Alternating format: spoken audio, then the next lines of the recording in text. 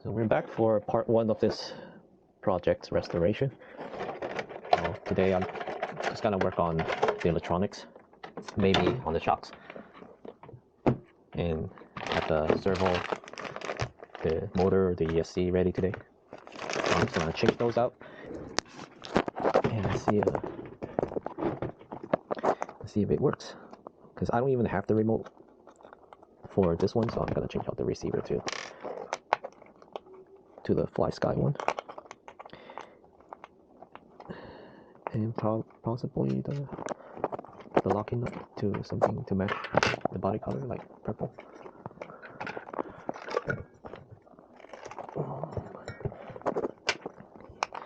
Yeah, I'm surprised after 20-30 years, I think it's 30 years, the tires, the rubber is still in pretty good shape.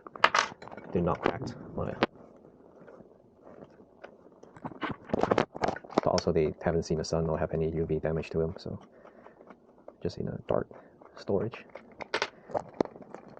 So at least I don't have to try to source those tires, since they're pretty hard to find now, all these parts.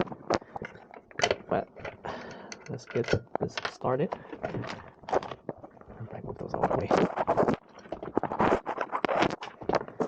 And first, let's take this cover off.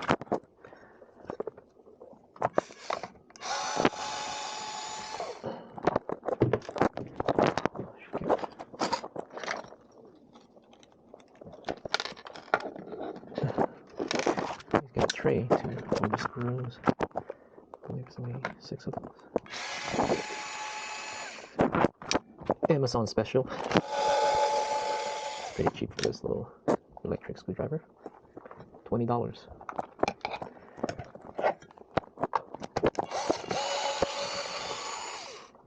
Yeah, even the screw has some corrosion on them, so I'm probably gonna clean those up. Wipe a little bit of oil in there, make it clean it. It's not like they're rusty or anything. And these are 2 more on the front. I'll do it by hand. I didn't bring all the tools with me. Like this little tight spot.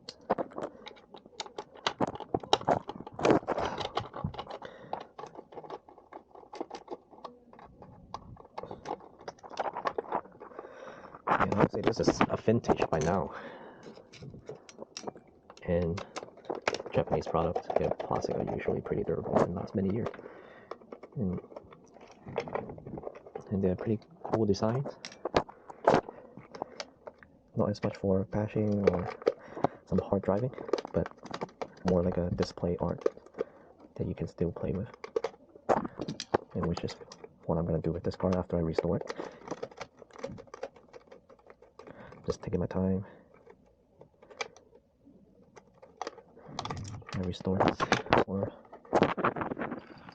the kids, since it's not too fast compared to my other cars, and they can play with it.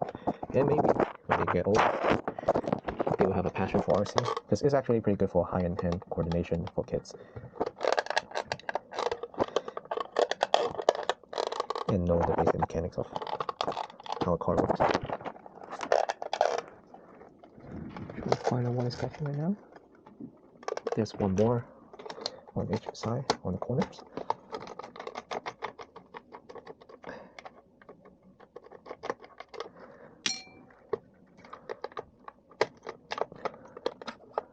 For those who are watching, do you guys have any vintage RC?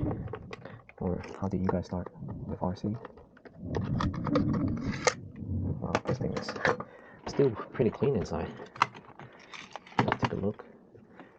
Wow, this thing is in good condition, like still new, like not even any dust on it.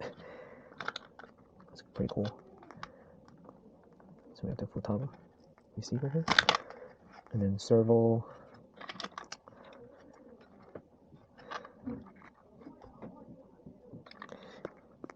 Oh, so this one actually has 2 servos. Yeah, it's very mechanical. It's the same for my other ones too. The one that I'm trying to restore next, they're all mechanical. ESC. Alright, just take all this out. We'll figure out how to mount them later. Yeah, just take off all the mounts. Maybe I'll just clip this one. Take the servo out and keep this servo mount. Yeah, the double-sided tape is still pretty sticky after 30 years. Yeah, so I'll just take it off.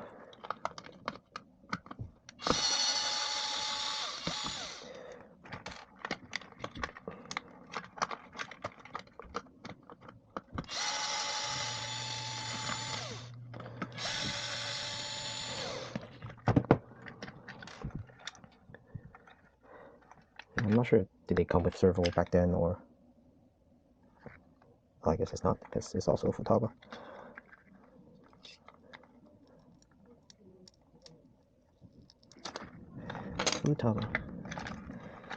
Yep, and then the switch at the bottom.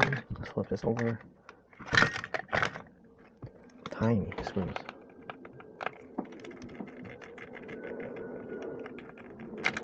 I remember this Chinese cover is actually from it's actually a tofu brand, and they have this tofu box container, and my dad just cut up the lid and made it work. So some memories from 20, 30 years ago. Yeah, I feel like this hobby is more of a old generation, at least 30, 40 years old, for people who play this kind of RC. Or just RC in general now is, I mean, most people don't even try to get into RC. Like back then, it was pretty big, and now it's just a dying hobby, which is pretty sad, but it's good that they have cheaper options, like a lot of those bashing trucks, so people can get into the hobby easily without spending hundreds of dollars. Just maybe $50, you can get yourself a pretty decent one. Well, I gotta save this for the servo.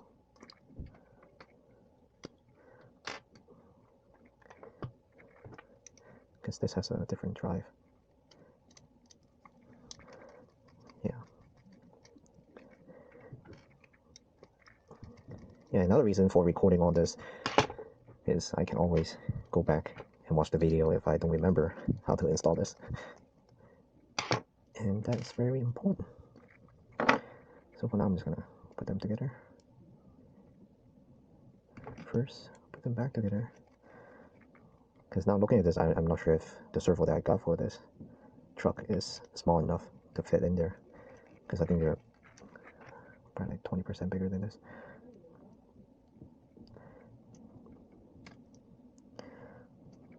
Okay, let's put this aside. Servo horn.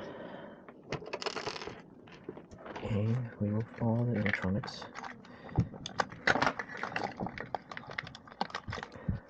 Now the back side of things. We don't need this.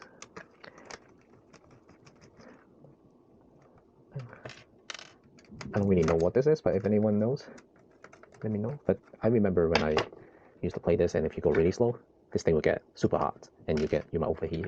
So you have to wait for it to work, cool down a bit. And even for the other project car that I have, they also have this.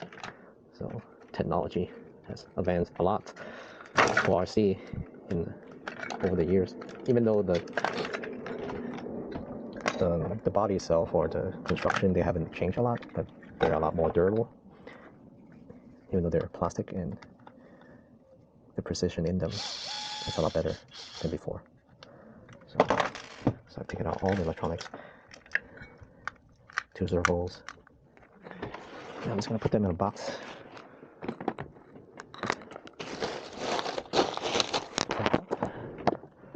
And let's check out the servo.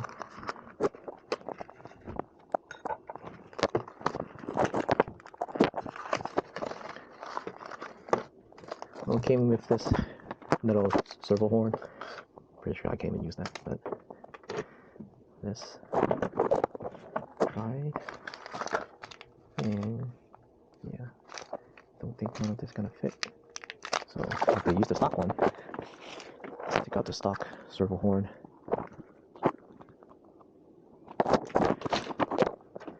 Again, so that's the part. Let's see if it fits just like that. Okay, yeah, that's good. At least the T flame matching. I think it's 21 or 25 T. So let's check fitment. Not too big. Oh yeah. At least it fits, but I think this might be too tall.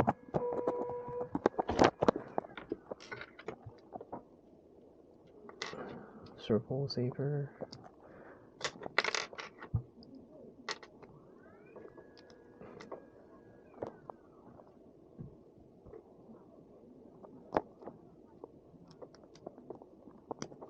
Servo saver.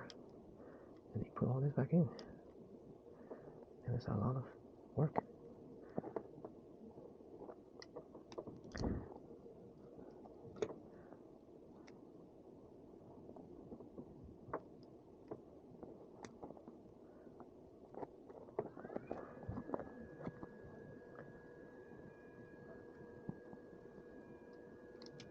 Okay.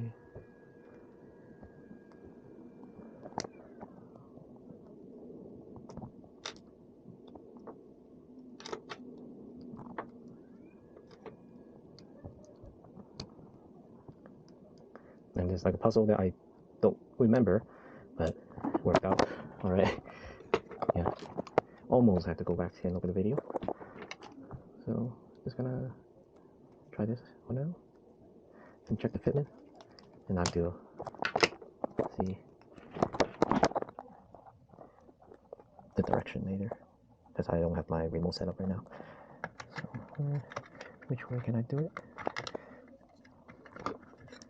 Yeah, it's pretty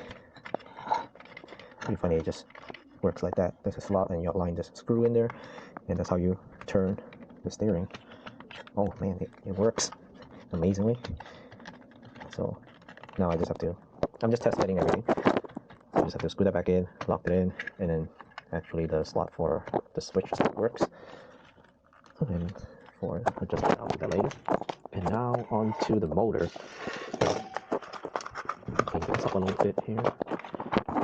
So I mean, I should just cut this and save it for part 2 on the motor. But servo for now is good. Let's do a part 2.